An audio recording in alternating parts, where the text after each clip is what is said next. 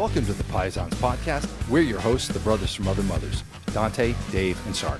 Join us as we talk about current events, our wives, kids, or whatever else life is throwing at us this week. You're with the Paisans, you're with family.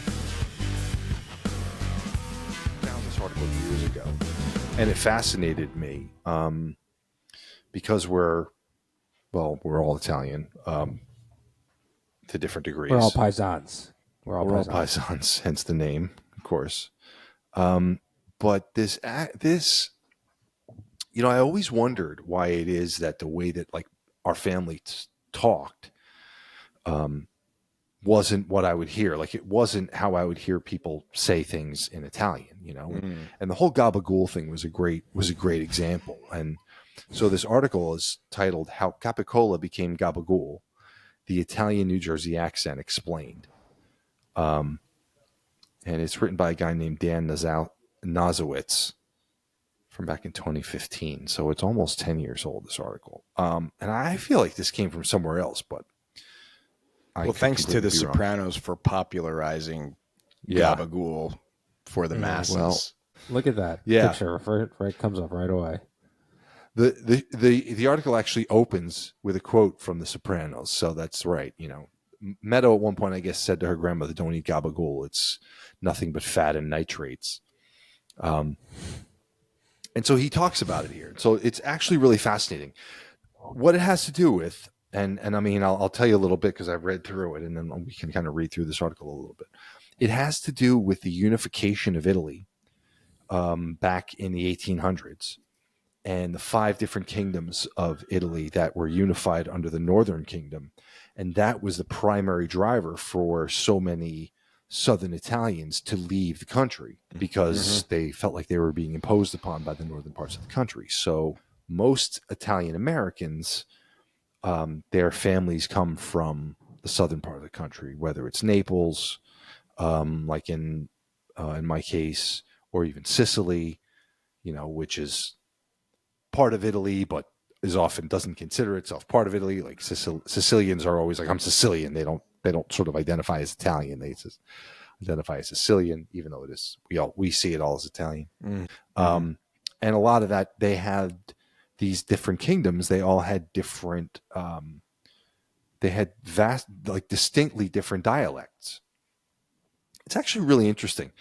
The Sicilian and the Southern Italians have a lot of African and even Arabic influence. And that's not only in the language, but in the food too, and the seasoning of the food, which I found, just thinking about that is really, really fascinating. Whereas in the northern part of the country, you have a lot more like Swiss and French influence because they border Switzerland right there. So it's really amazing to consider how different, these the cultures are. They were kind of unified as one country all these years ago.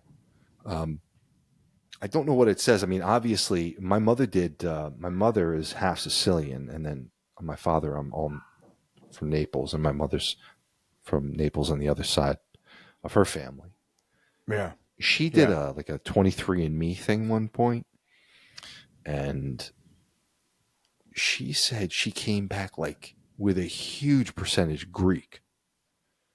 Which also makes sense. Like that entire area, like we think of it as there's Greece and Italy and it's like they're separate. But if you think, like if you just sort of erase the lines on the map, and you just look at all these islands, you have the Mediterranean, you have a couple of islands in this area. So you can imagine over the centuries that there was tons of, cross-population and pollination between, these countries. So, I mean, the Greeks and the Italians, so many of the physical stereotypes are so true, shorter in stature, darker skin, dark hair, all these things, very similar, very passionate people. As we know. Yeah. You know what I mean? Well, and then as you go north, the hair gets lighter and amazingly the sauces get lighter too. I won't read word for word what they say through, but we'll sort of go through and go to touch on it. Yeah. The pronunciation of gabagool, the mutation of the word capicola, might surprise the casual viewer, although it and words like it should be familiar to viewers of other New Jersey-based shows like The Jersey Shore. Casts are heavily Italian-American. When they talk about food, even food that's widely known, by the non-Italian population, they often use a specific accent. Mike, this has got to be familiar to you. Dave, I mean, even our father to this day, it's like you can't say mozzarella. It's mozzarella. Like it's always been that, you know. And ricotta is always a little tough because you have to roll you can say ricotta, but that's still median, what my mother would call median, which is what the old school Italian said that was American. Mm-hmm. So you got to roll the R, but then you drop the A, you know, so ricotta. Prosciutto becomes prosciutto, right? There's a mangling of the language and instantly identifiable. And this is final syllables are deleted. Certain consonants are swapped with others. Yes. Certain vowels are mutated in certain places. 100% true. Yes. Like capicola and gabagool. It's like the C's soften to G's in certain ways. You know, like my mother would say spaghetti. Yes. And you'd be like, you mean spaghetti? You know, like, but that's how, don't ask me how, you know. Most immigrant groups retain certain words. Even the modern population can't speak it, but people outside those groups and even often inside, it's what's impossible to pick out a specific regional accent. The way a Jewish American says chalo or a Korean American says, I don't know this word. Jigai? I don't know. How can someone who doesn't speak the language possibly even have a regional accent? I spoke to a few linguists and experts on okay, find out why a kid from Paterson, New Jersey, who doesn't speak Italian would earnestly ask for a taste of mozzarella. The answer takes us way back through history and deep into the completely chaotic world of Italian linguists. Here we go. The linguistic situation in Italy is quite complicated. This is Maria Paola Di Imperio. Oh, good. God bless her. Professor of linguistics, born in Naples, studied in Ohio. So complicated, the terms used to describe pockets of language are not widely agreed upon. Some use language, some use dialects, some use accents, some use wow. Italy was a very young country made up of many very old kingdoms. Awfully said, okay, here we go, Mike. Before 1861, these different kingdoms: Sardinia, Rome, Tuscany, Venice, Italy. Okay, things at the time, but roughly correspond to those regions now. Different countries. Its citizens didn't speak the same language, didn't identify as countrymen, were even at war. Wow. Unified under the period from until World War I, and during that period, the wealthier northern parts of the newly constructed Italy imposed unfair taxes and by the annex. Yep. Southern Italians, ranging from just south of Rome all the way down to Sicily, fled in huge numbers to other countries. Wanted to get out of there. They wanted to get out of there, and they came. To doesn't that make sense? Yes. I think I think our family, Dave. I know they're on the wall in Ellis Island, and I want to say they actually came through in the very early 1900s, but it might be more like just before. You think so? You think it's our grandfather early? was born in 1924. Yeah. And his grandparents came over. He would have been 100 this year. I just realized that. I'm pretty sure he was 24. Yeah. Your grandfather was born here. Yes. So if he was born in 24, right, and you figure his parents were probably, let's just do the math and say roughly 18. No, let's say 20. They probably, God only knows how old they were. He was the youngest. Right. But regardless, they were kids.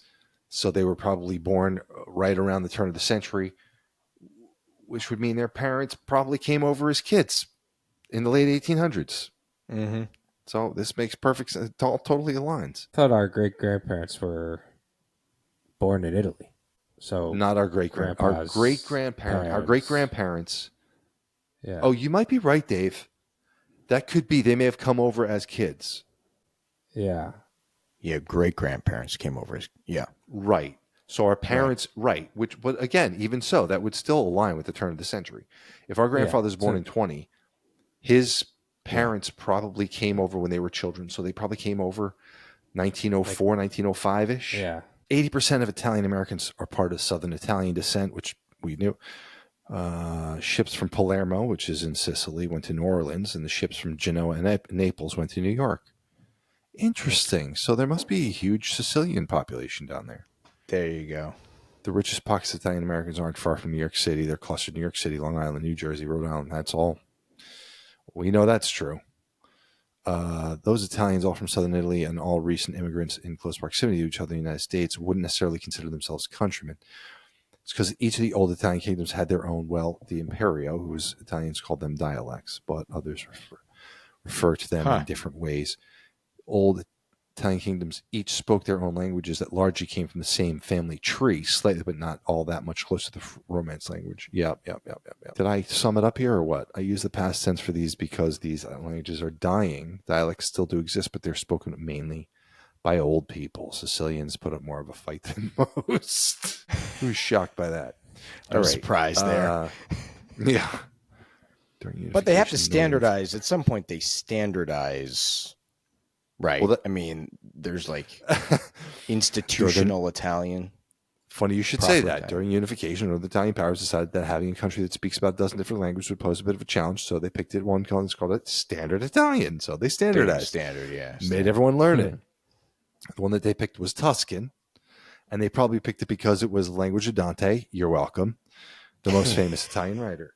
You can see why calling these languages dialects is tricky. Standard Italian is just one more dialect, not the base language, which Calabrian or Piemontanese riffs on, which is kind of the implication. Interesting.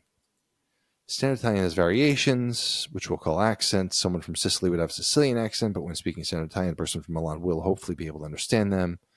They'll be using the same language and structure. The most okay. Right. Look, this is us. Back to the time between it and World War I, which is exactly us, when the vast majority of Italians, such as Italy even existed at that time, wouldn't have spoken the same language at all. I wonder if that is why none of the Italian slurs play. They don't really play on the phrase Italian. Like Itai, maybe, but even that is not really nobody says that. I was going to say, I've never even heard of that. No, that's not one I've heard much, but I didn't just make it up, I assure you. It's an Apple product, Dave. Linguists say that there are two trajectories for language divorced from its place of origin. It sometimes dies out quickly. People assimilate, speak the most popular language where they live, stop teaching their children the old language. Sometimes the language has a firmer hold on its speakers than most and refuses to entirely let go. The Italian dialects are like that. I grew up speaking English, Italian dialects from my family. Yep. When I went to Italy, very few people could understand me, even the people in my parents' region. They recognized that I was speaking as if I was a 7-year-old man when I was only 26 years old. Italian-American Italian is not at all like Standard Italian. Instead, it's a construction of the frozen shards left over from languages that don't even really exist in Italy anymore. It's interesting. With minimal intervention from modern Italian. That is amazing to me. So it's like you take a tree, like a bush, and you take components of it and you move them someplace else, and they grow to be something totally unrecognizable. I mean, actually what happens is you take the entire tree and you break it up and you move it around, and you just take one of those pieces and you plant it where the original bush was, and then all your other pieces, and they all grow to look different. That's amazing. Mm-hmm. And I never questioned it a lot looking back, but as a kid, what was a family tradition, like an Italian-American type of tradition versus really an Italian tradition, right? It's like, Stella d'Oro, right? In Italy, they eat No, they don't eat Stella d'Oro cookies in Italy. I mean, maybe. Yeah. But they don't serve it with Entenmann's after lasagna. That's Italian-American.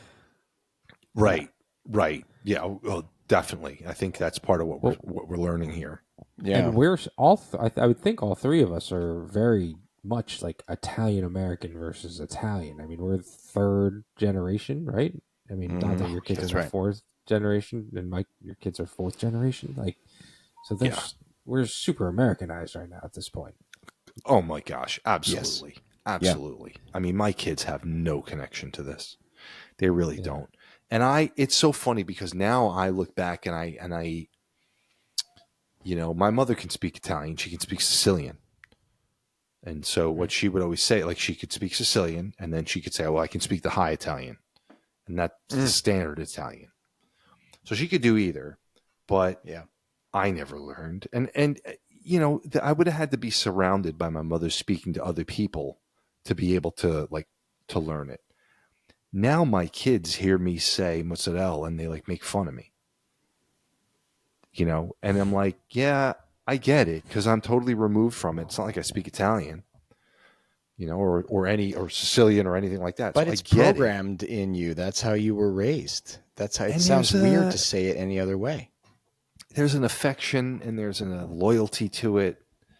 You know, I mean, when I see my cousins to this day, we still carry on traditions that are rooted in the old Italian. And maybe, Dave, that's the best way to think about it. Like, no, you're right. We're not Italian, but we have traditions that are rooted, you know, that's where the roots come from.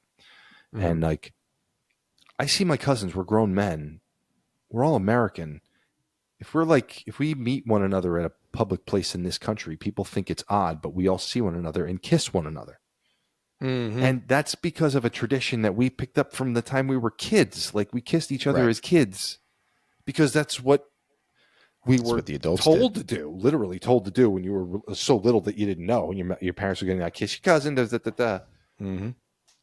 Now, I don't do that with other people, but I still do it with my cousins because it's like such a tradition. Like, I don't even know. I guess tradition is the only word for it.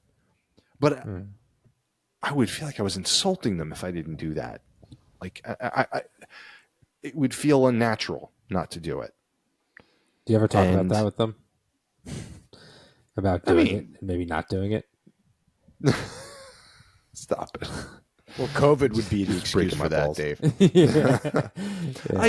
My point is just to say, like, there were traditions that I'm belaboring my point, but the point was that there are traditions that we carried on that are rooted in the old school Italian, and we didn't realize it now. And now I'm like, I appreciate that a lot more than I did. Yeah.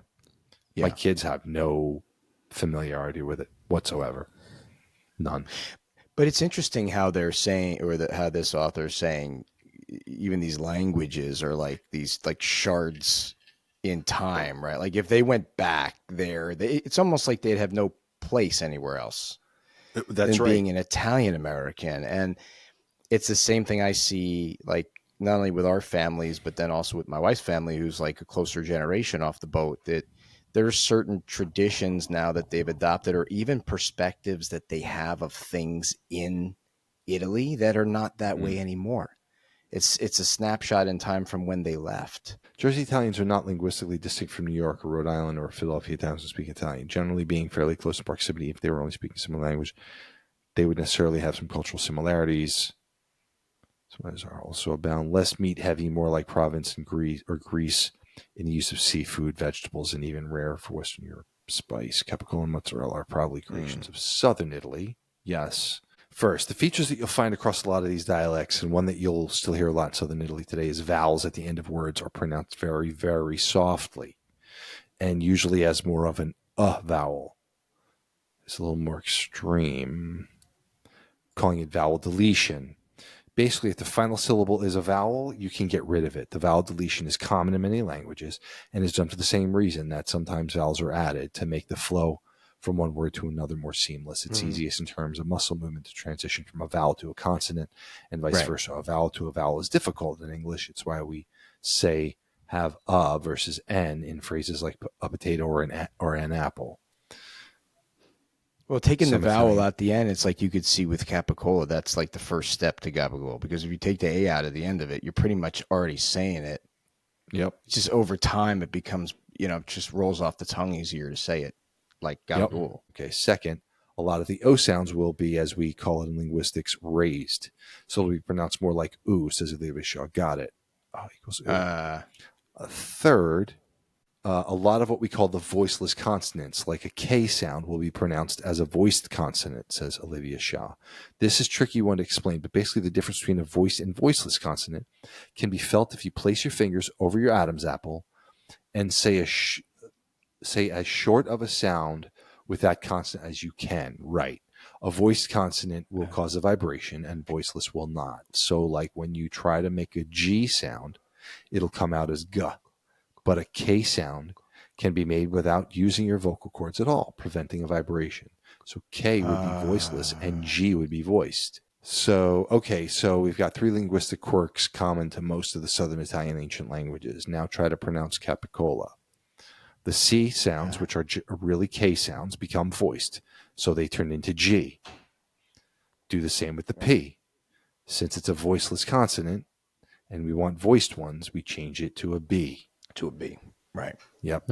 Gaba. You see the second to last vowel, an O sound gets raised. So change that to an U and toss out the last syllable. Now it's just a vowel. Who needs it? Now try again. Yeah, gabagool. When you hear them say, oh, la, capicola, like capicola takes a lot of, like, Yes, it does. you have Yeah. to pronounce that word. And especially when you consider the Southern Italians were the peasant class, they were the laborers or, whatever. Like, they were probably more likely to say just as efficiently as possible, as opposed to having the time to like, think about how that even happens here. There's those of us who pronounce every word properly, and then there's those of us who slur words together because it's easier, faster, convenient, whatever. Right. Capicola? Well, have a capicola. And then capicol becomes gabagool, gabagool, gabagool, gabagool. Yeah. You can see, it's probably starts as, oh, pasa la capicola, right? And then it's la cabagool, la gabagool, gabagool, gabagool, gabagool. You can see, you can almost hear how it sort of devolves. It devolves. It does. Right? Do we think gabagool is where it ends, or does it become something else at some point? I think it's going to go away. Gabagool. We add another one. I think what you'll have is you will have a remnant in parts of this country for a while that retain it, but it won't last forever. And eventually it'll just be, I think eventually this will die on the vine. Like, my kids are not carrying this on. My kids don't say things like mozzarella. They probably feel stupid saying it, right? They do. My kids feel stupid they don't saying understand that it. Yeah. Mm-hmm. Yeah. So these things, now I'm sure that in parts of New York and parts of like these concentrated areas where you still have a lot of like proud Italian Americans, they will retain it.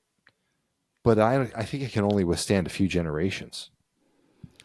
Yeah, and their kids will only do it because they're forced to do it. They'll get slapped in the back of the head. It's gabagool. Say it right. Well, it's also like, how long are the parents like marrying within that community?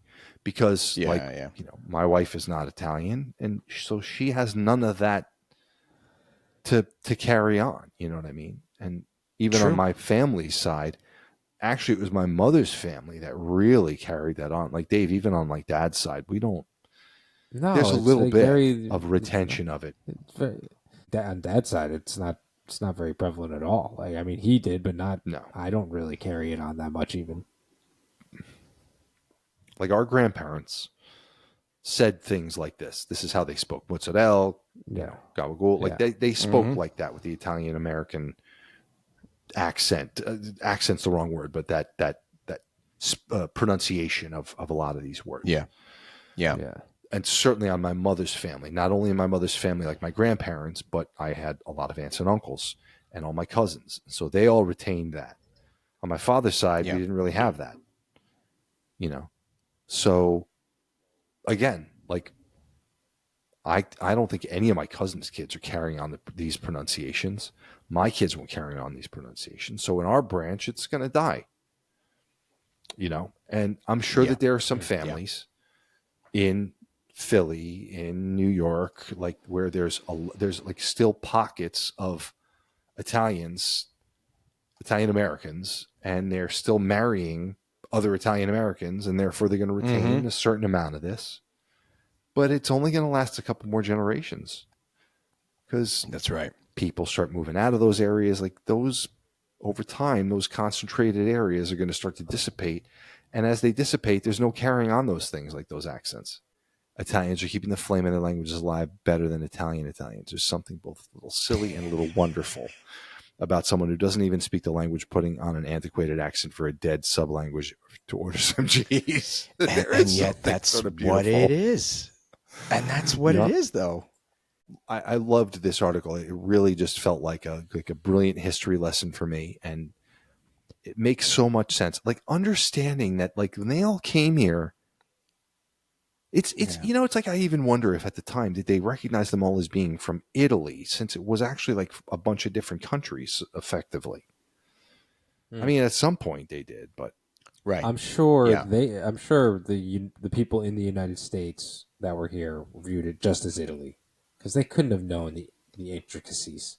I don't think Italy was known as a country at the time, like by anybody. It was like it was forming at that time. There wasn't a country named Italy. It's kind of unclear exactly what it was happening, but I took from this that it formed they took all the different kingdoms, formed them together, and called the country Italy. I would imagine that, to your point, like after the first couple of years, it's like, okay, they're all coming from what is Italy. So that's probably, so maybe there was a short couple of years. So I'm probably wrong. There's probably maybe 1 to 2 years where they were like, these people are all coming from. What year was this again? Like, what year did Italy become a country? Good question. I sort of just assumed it had been established as Italy for a very, very, very long time. No, that's what they're saying. 1861. The formation of the modern Italian state began in 1861 through unification of most of the peninsula under the House of Savoy. Hold on. Here we go. Okay. That's even into the Kingdom of Italy. That's later Italy than incorporated I Venetian imagined in my head, honestly. Yeah. I agree, Dave. It feels later than you would think it would be. Because that's not that long ago. When did Italy start being called Italy? Been called something like Italy for about 3,000 years. Ancient Rome called the peninsula and surrounding islands Italia. It initially only applied to the southern part of the peninsula. There are several ideas where the name Italy came from. Okay. Wow. Yeah. We're digging deep now. Oh, well. Damn. Dude, that's what we do here.